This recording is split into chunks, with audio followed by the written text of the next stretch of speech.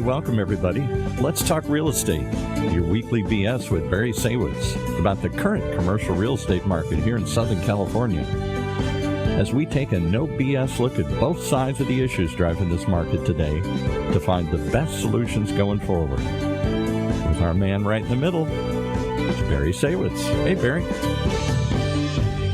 Hey, good morning, Paul, and good morning to all of our viewers and our listeners out there. I'm Barry Saywitz, president of the Saywitz Company and managing partner of Saywitz Properties. It is Tuesday. We are back. We are talking real estate. Welcome back to Let's Talk Real Estate. I'm excited about today's show. We are back from our summer hiatus. We are delving in deep into all the inner workings of the real estate industry, and I'm excited to have with us Greg Herder, who is a real estate expert, entrepreneur, professor, and also director of the Center for Real Estate at Cal State University in Fullerton. And Greg, welcome to the show. Thank you. It's a pleasure to be here. Yeah, so thanks for coming in. I have lots to talk to you about and all kinds of questions on different fronts, but I guess I want to start with I want to rewind back to the beginning of when you started to get into real estate. You began early on in the military, right? Yes. I grew up in Wyoming and a variety of different places and joined the military right out of high school. And the military brought me to Southern California. And I got stationed at El Toro back when it was a Air Force or a Marine Corps Air Station. And I was a computer technician there. And I fell in love with Southern California and realized, gosh, I want to stay here. There's good weather. There's opportunities. It's a beautiful place to be. And I started looking at opportunities and I thought real estate looks good. So I got my real estate license and I started selling real estate while I was still in the military.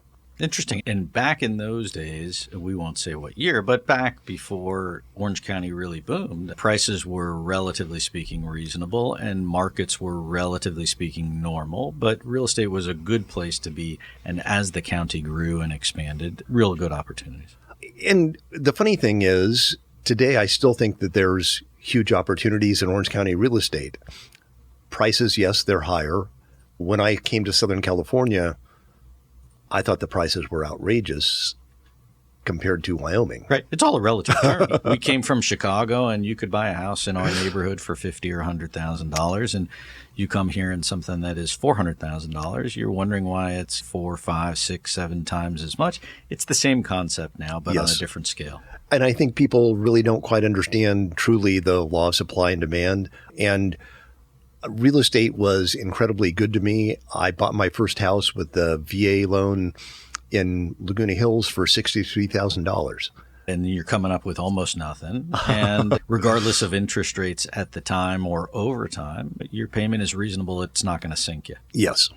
And we've talked about it on the show before. If you hold something long enough in real estate, you should make money from it. Yes. The biggest mistake I've ever made in real estate is selling anything. Yeah, I agree. I agree. I always kick myself.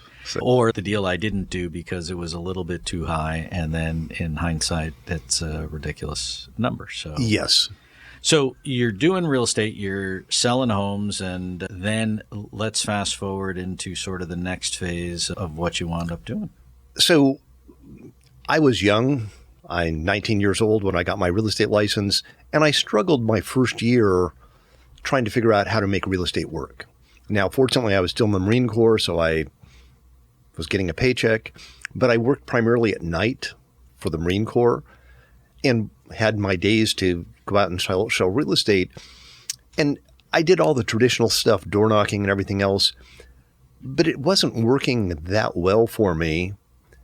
And I took a class actually at Cal State Fullerton on marketing, and I had a very interesting marketing professor, and he asked me a question. He said, Greg, what is your product? I said, well, I sell real estate. And he sort of looked at me and rolled his eyes and he said, no, what is your product? And it took me a while, but he finally got me to realize that I was selling myself. Yeah, it's me. I wasn't selling Century 21, who I worked for at the time. I wasn't selling the seller's house. I was really selling my services, and I had to figure out how to do creative. He said, you've got to stand out. He said, there's a ton of real estate agents out there. What makes you different? So first the yellow jacket, but then I need another one. And there was plenty of yellow jackets right back when that was when Century 21 really dominated. And so I thought, I don't know. I'm young. I don't have experience. And I was working in a small area of Mission Viejo called the Cordovas. Yeah. And I called myself the Cordova King. And it worked. Suddenly I stood out, I got remembered, I started doing business, and I started doing some creative marketing. And a guy named Walter Sanford from Long Beach, who was a huge agent, called me up and said, I really like some of the marketing you're doing. Could you do some for me? And I started doing marketing for a number of top agents in Southern California. And that led me to actually start a marketing company doing marketing for realtors. And as that grew, I started traveling around the U.S. and Canada doing seminars on marketing and advertising for real estate agents. And for 29 years, I traveled and taught agents how to build a marketing-driven real estate business through direct mail, brochures, a variety of different things combined with traditional prospecting. And building a brand. And building a brand that made them stand out, trying to find something unique about each person, their personality and style, so that people could remember them more than just, I'm not just another realtor. And that was incredibly successful for me. At our peak, we had 160 people doing $25 million a year in marketing sales to realtors. And that led me into the development business.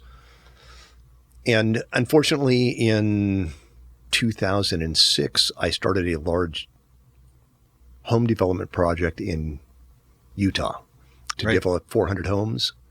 And right before the crash. Yes. So the crash hit me very hard. Yeah. And all of us really, and it wasn't a short one either. No. And because I had put basically all the wealth I had built into that project, I was trying to self-finance it. Yeah. It was costly, but you live and you learn and you move on to the next thing. And then eventually I got tired of traveling. So I closed Hobsruder Advertising down and took over. I managed Keller Williams South Bay as a productivity coach. And then I moved to Kansas for a year and managed a large Keller Williams office there. Was doing about $1 billion a year in sales and got re-inspired to get back into sales. And I came back to Southern California and started teaching at Cal State Fullerton part-time, doing sales and just trying to figure out how to give back to the real estate industry and help the next generation take off and grow with the challenges and the opportunities, because a lot of new people coming into real estate get intimidated by it. And yet I think we need younger, new people to come into real estate to take us to the next level of real estate with AI and all the things that are coming up. We need innovative, bright people to move real estate into the future. Yeah. And look, regardless of whether the market is up or down, from a sales and a marketing standpoint, we talk about it in our shop all the time. You have to always be marketing. You cannot get complacent and you cannot rely on the last deal that you did or you'll stay stagnant. And so it doesn't matter what the market is. It doesn't matter the deal you're working on. You got to keep it up. And I actually believe that when the marketplace is slower, marketing is more important, and actually marketing works more effectively because it allows you to stand out. And there's greater opportunity because you've, for lack of a better word, you've creamed the fat, right? People who are struggling get out of the business. People who are complacent, they either take a vacation or slow down and go, it's no big deal. And that is the opportunity to strike for the people who are aggressive. Yes. And unfortunately, real estate is misunderstood by so many people because there's a lot of realtors. And yet there's only, in my opinion, 10 or 15% of all the realtors out there are what I call quality professional agents that actually took time to study the business, understand it, and get good at their craft. Yeah. Plenty of weekend warriors, plenty of part-timers, and especially in Southern California, really all of California, but where prices are high, I could make one or two deals and then not work the rest of the year. Yes. If you aren't, But the difference between you making zero and not working the rest of the year is only one or two deals. And therein lies the rub. Yes. And so whether it's recession or bad month or deal falls apart, you could fall off a cliff at any time. And that to me is not a business strategy. No, and it's not a way to build your long-term wealth because you don't have the money to invest in buying houses. And if you really want to become wealthy, no matter where you are, it's in buying real estate. It's not selling real estate. Yeah. And look, I'm a living proof of, I realized early on that in the brokerage business, and we're on the commercial side, but it's no different in concept. You make a deal, you make a bunch of money, and then you don't make a deal, you make zero. And so there are peaks and valleys. That is not cash flow. It's very difficult to pay your bills on a monthly basis when the commission goes up and down sporadically. And so I learned early on that my logic was I'm going to buy a property that throws off rent so people can pay me every month so I have money to pay my own bills. Yes, definitely. And fortunately, early on in my life, I actually ran across a guy named Jim Rohn, who was a personal development seminar speaker and took a lot of his classes and ended up working for him for a couple of years. And one of the things he told me was, he said, Greg, very rarely does your income or your wealth exceed your personal development. He said, you need to work harder on yourself and your skills and your professionalism than you do on your job, because those are the things that are going to give you long-term opportunity. And I really believe that to be true. And as a professor, I try and impart that to my students. I try and get them to not only get a quality education, but to understand that education is a lifetime process, that they need to keep working on their own personal development skills and think about their plans.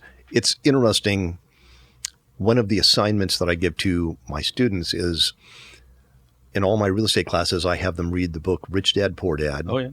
And then I say, I want you to write a paper, but don't give me a book report on Rich Dad, Poor Dad. I want you to write a life plan that shows you understand the concepts. And I want you to pick a date, whether it's 20 years, 30 years, 40 years down the road, and pick a date and tell me how much are you going to be worth at that date, and write out a plan on how you're going to go from where you are right now to how you're going to get there. And it's an interesting exercise, and I've had a ton of students over the years tell me that was one of the most impactful, most valuable things I got out of my college education, because it made me start thinking about, oh, gosh. Then you save it and you pull it out 10 or 20 years from now and you go, was I right or wrong? How'd it go? Right? So yes. I did that. I had that once, and a teacher said to write down a number of how much is enough money that you would want to make where you would retire. And nobody told me you have to factor in inflation and things like that. But the number wasn't enough. It seemed like a ton of money at the time. And then you keep going because you got kids and you got obligations, and it's important to plan. And then there is what I call, and we talk about in our shop, is there's vertical income and there's horizontal income. Somebody said to me once, I'm a big fan of horizontal income. You know what that is? That is, I'm laying down flat sleeping and I'm still making money, as opposed to vertical income where I have to get up in the morning, go to work, and make a living. Yes. And so you have to start with vertical income, and your goal is to flatten out. Yes. And I think that's one of the things I love about real estate, is that real estate is still a very entrepreneurial business. If you're a salesperson, the key to success, in my opinion, is that you have to be self-driven. And people that get into real estate and are looking for a boss to tell them what to do or where to go or when to get up tend to fail very quickly in real estate. If you're self-driven and you're willing to go out there and put yourself out there, you're going to do a lot better, whether it's selling houses, commercial, whatever type of real estate you're interested in. But you've got to be driven to do it yourself. Yeah. And I think, like nothing else in life, whether it's applying to college where you're trying to stand out from the crowd so they'll pick you and accept you, or whether it's in a bar trying to meet a girl or a guy, you need to stand out. In life and in business, you need to stand out. There is competition. And sometimes you're just not going to get the business because you're too young or you're too old or you didn't say the right thing, and you just don't know what turns somebody on or off. But you can start with this is my strengths and this is who I am and here's how I'm going to help you. And we always talk about, look, how are you going to add value to somebody, right? Everybody can talk a good game. You can have a nice tie. You can make a good presentation. But for us in business, whether it's on the residential side or the commercial side, what are you going to do for me? And to me, this is where I think for agents, it's learning the basic skills. It's interesting. When I took over as a productivity coach, one of the things that I found was that the skill level, the basic competence of a lot of agents was incredibly low. And so one of the things I did was I started working with all the agents I was training, whether they were new, whether in around 3 or 4 years, is that I would have them come in and give me a listing presentation every week. Yeah. And I was shocked, one, at the quality of some of them. In fact, how did anybody ever list with you? And then, but if they do it every week, their skill level rises relatively quickly because they just don't do it often enough early on in their career. You also don't get nervous and you don't get tongue-tied, and you say it because you know it and you mean it and it rolls off the tongue better. We used to do it. We would videotape, and we would do it to the point where we would have 10 people sit in the room and watch the interview one-on-one to make people nervous on purpose, because if you ever got in a boardroom and they brought in 3 or 4 people and the president of the company winds up sitting in on the meeting, goes, I want to hear this, you better not tighten up. Yes. And so the good news is you keep doing it, and then no different than watching your golf swing on a video. You go, oh my gosh, what the heck was I doing? You could say, hey, look, you're fidgeting, you're not sitting up straight, your voice is all underneath you. There are many things to do it. There's the nuts and bolts of what you're saying, and then in sales, it's how you say it as well. Definitely. And going back to that, in my real estate practice class, I give people an assignment early on in the semester to write a elevator pitch and then require them to present it to the class. What I don't tell them is that they're going to present that about 4 times during the semester. And I videotape every one of them, and it is shocking the difference between their first one, and their 4th one. Yeah, for sure. Because they've actually worked on it. They've practiced it. They've said it now a few hundred times, and it makes such a huge difference. Look, my son took a class at community college before he went to university, and it was on resumes and interviewing. And then they would get on Zoom calls and they would make you interview for a job so that when you actually went to go interview for a job, you sound like you knew what you're talking about, which is selling yourself. That's yes. It, right? So to me, I think that it's so important that people understand they've got to work on their basic skills. And even if they do great marketing that gets people to call them, if they don't have the skills to back it up, they're going to fall flat. Yeah. So it's a combination of what are my basic skill levels? What's going to make me stand out? What's the personality? What's the brand I can build around who I am?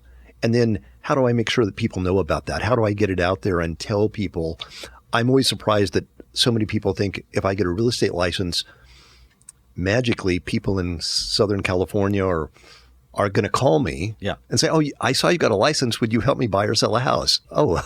Or people say, hey, I'm a certified investment manager. And I go, I don't even know what that means. Sounds cool. You put it on your business card, but so what? Right? Yes. So I want to take all of that and I want to fast forward, because one of your more recent roles today now is you are the director of the Center for Real Estate at Cal State Fullerton. So congratulations on that. And I know that the program there continues to grow, continues to expand. I guess let's talk about that for a little bit and your role there and where it's headed. I've taught since 2006 part-time at Cal State Fullerton, basically teaching real estate practice, real estate principles. And eventually they said, you've got a background in real estate. Why don't you take over as the director of the Center of Real Estate? And we have a great alumni association that is supportive of the future of real estate. And some people have donated money and said, we want to help generate the next business. And the Center of Real Estate is really designed to help people going through and getting their college education, to give them the practical skills and understanding of the job opportunities, the wide range of different types of job in real estate, not just residential, commercial, but property management, asset management, financial planning, all of the different ranges and make sure students are aware of the fact that the real estate industry in Orange County is one of the biggest employers. I think it's number 3 of all employers in Orange County, and it offers a huge opportunity, not just in sales, but in accounting, different things. And then we put together a series of professional training programs to give people an edge. So Cal State Fullerton offers Argus training. So you can become a certified Argus specialist while you're getting your degree at Cal State Fullerton.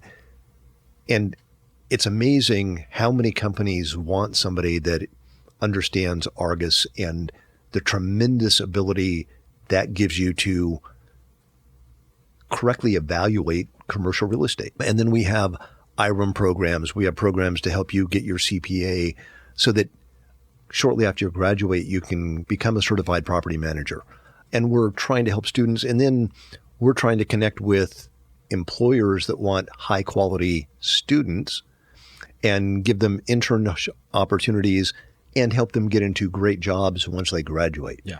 And we've been very successful at doing that. And that's our mission, is to help our students and help local industry hire really high quality people. Yeah. And it's been incredibly rewarding watching these young people grow and then get hired to become very successful.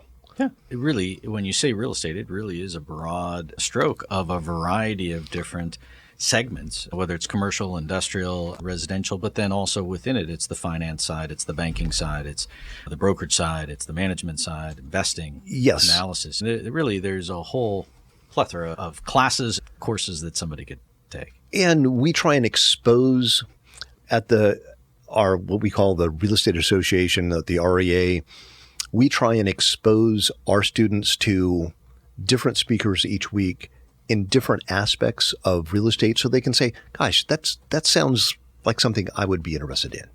And it's wonderful because most people are never exposed to these job opportunities or even knew that there were those types of jobs until well into their career, or they never found out about them at all. Or they don't know the details of it, right? I have Yes. people come and they want an internship at our company, and I go, well, what do you want to do? And they're like, I want to get into commercial real estate. Why? Because I met a guy and he had a nice car. No, that's not it. Or because I want to work on big deals. Yeah, there's a process, right? And Yes. so there's also a good and a bad. And if you're very analytical and you're not sales oriented, then you need to be in that lane. And if you're very sales oriented and not detail oriented, then you need to stay in this lane, because there are places for everybody depending upon what skills you have.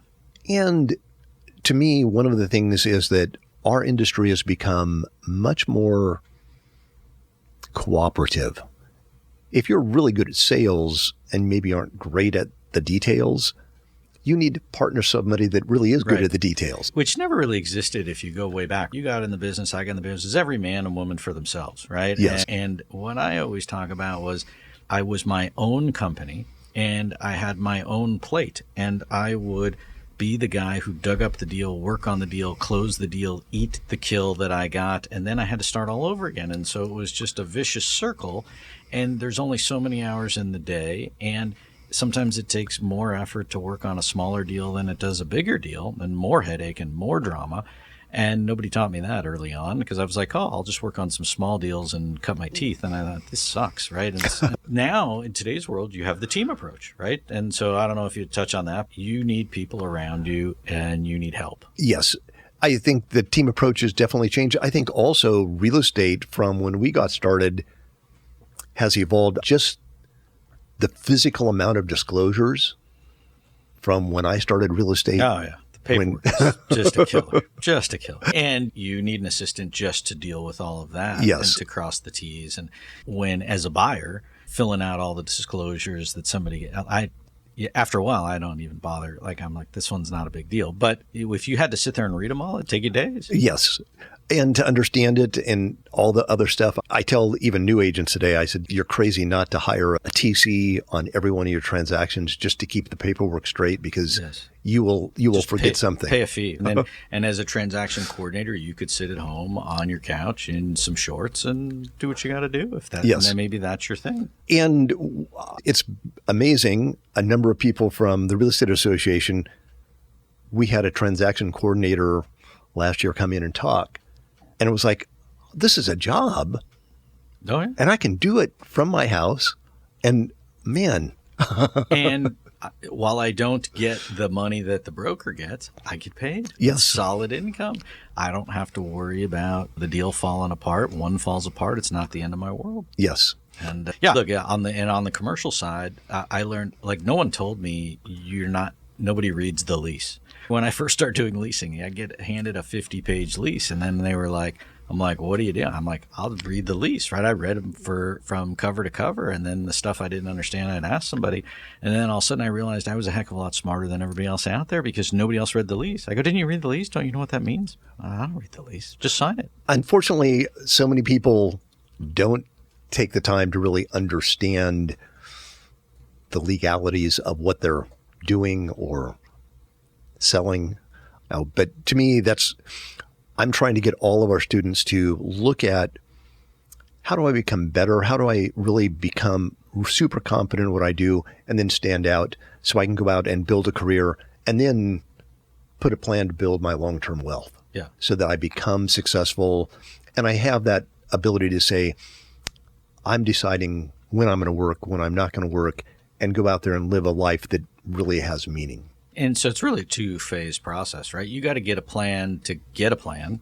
And then once you have that plan, you need to take it to the next level to figure out an exit strategy. And even if you're young, it's very hard to comprehend. Yes, it is. And then it's, how do you make sure that you're evolving continuously, because you're never going to arrive.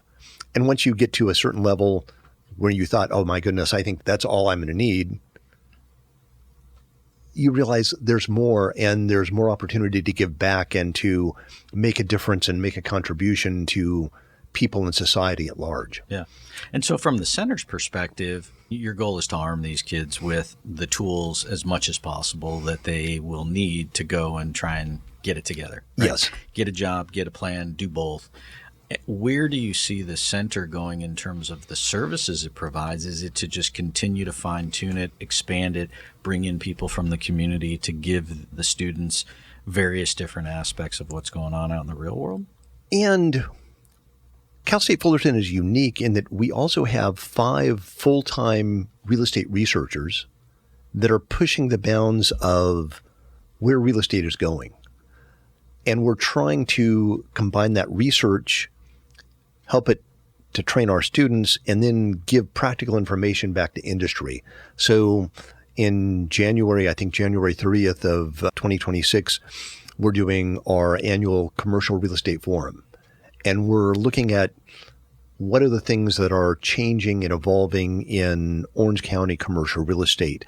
What's the next year? What's the next 3 to 5 years looking like? How is AI going to impact that? How is the big, beautiful bill impacting that? How is all of this coming in so that the people within commercial real estate can come and get a glimpse into the future of where real estate is going? And that's always a great event where we bring students, industry people together, and we look forward to how is this going to evolve in commercial real estate. And what other outside factors are going to affect the real estate markets? And we talk about interest rates. There's no bigger factor, in my opinion, that directly is going to impact what happens in terms of people's buying power, but also in terms of people's perception of, I can afford it, and I maybe get back out and it spurs some additional transaction volume in the marketplace. Yes. So we'll take a look at all of that and how it affects the marketplace from both a macro and a micro level. And we're trying to always expand, how is real estate going to evolve? What's going to be different 5 years from now? Because in my 40 years of being involved in real estate, one thing I've seen over and over again is that it's always changing and evolving. Yes, there's some basics that are still the same. It's still a relationship business. It still needs to make financial sense, but the technology, everything else is ever evolving, and it's going to continue to evolve. Yeah, and there are factors in today's world that weren't there 10 years ago or 20 years or even 5 years ago. You talk about insurance, you talk about tariffs, you talk about costs of construction, you talk about permitting and governmental constraints. These are all things that if you rewind the clock when we got started, nobody thought about that stuff. It was just make a deal, buy a piece of property, it's fine. Yeah. You want to raise somebody's rent, you just give them 30 days notice, you raise the rent, right? And now you could get sued, you got to do all these notices, you got to comply with the state laws. It's a big deal. Yes, and everybody talks about we need more affordable housing. And unfortunately, most people don't take the time to understand it's complex to create affordable housing, and the state makes it really hard. There are so many things you have to do to get a development project even approved. Yeah, and that's probably a whole nother show that Paul's waving at me like, you're not going there. But the fact of the matter is people don't understand that when you see a new building going up, that's not affordable unless it's designated affordable, because new construction doesn't have to comply with any of the rent control constraints that an existing property would. And so navigating that's a whole, yes, we have to have you come back so we could, I could rant and rave on that one all day. But we only have a couple of minutes left. So in terms of the backing from the university as a whole for the Center for Real Estate, are they behind it? And is it like, to me, it should be, it is a real thing, but it should be certainly at the forefront because it is so prevalent, especially in Orange County. Dean Shree is very supportive of the Center of Real Estate and all of the centers that we have there. The state of California doesn't give us a lot of money for the things that we're doing. We're giving scholarships to a lot of students to help them get Argus training, get these things. So we're going out and going to industry and asking for donations. We're supported by a lot of real estate professionals, both in commercial and residential, that care about the future of the real estate industry and the next generation of leaders. And so they've been incredibly generous to donate money. Some of the big people in real estate in both commercial and residential have been very supportive. And then we work with Chapman, UCI, any of the universities to do joint programs to further the future of real estate and to make sure that it's really going to be something that makes a huge impact. Because let's face it, real estate, they aren't making any more land. How it gets used, how it gets built and developed, and then how it gets maintained is going to affect our quality of life, because we all need to live somewhere. Yeah, I couldn't agree with you more. And there's no question that the market and the economy are ever changing, and which then makes the business of being in real estate constantly changing, and you got to keep up with the Joneses. And if anybody wants to subscribe, we do a monthly newsletter about real estate trends in Orange County. If you go to CRE@fullerton.edu, we'd be happy to send that to you and keep you up to date with what's going on in real estate here in Southern California. Yeah, and if people want to find out more about the Center for Real Estate, go to the website. If you want to get involved, if you want to offer services, if you want to donate money, I'm sure Greg will be happy to take your money and or invite you in to talk about your wares. Yes. So I would just offer, look, if you need somebody to talk about stuff, I'm happy to come and make some stuff up for you. All right. We'd love to have you. Yeah. So I appreciate you coming on the show and talking about your own experience and talking about the Center for Real Estate, and certainly wish you and your family and all the programs there at Cal State Fullerton much continued success. And I appreciate you coming in and talking about it. All right. Thank you. And it was a pleasure being here. Yeah. So thanks. So for all of the folks out there, again, I'm Barry Saywitz. Thanks for tuning in and listening in. We will be back here next week on Let's Talk Real Estate. Thank you again to all the folks who make the show happen here at OC Talk Radio. We'll see you next time.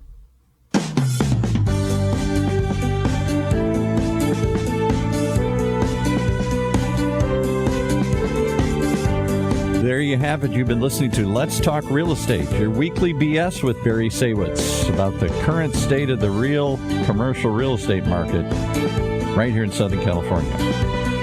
On Orange County's only community radio station, OC Talk Radio, streaming live from our studio here at the University of California Irvine's Beale Applied Innovation Center.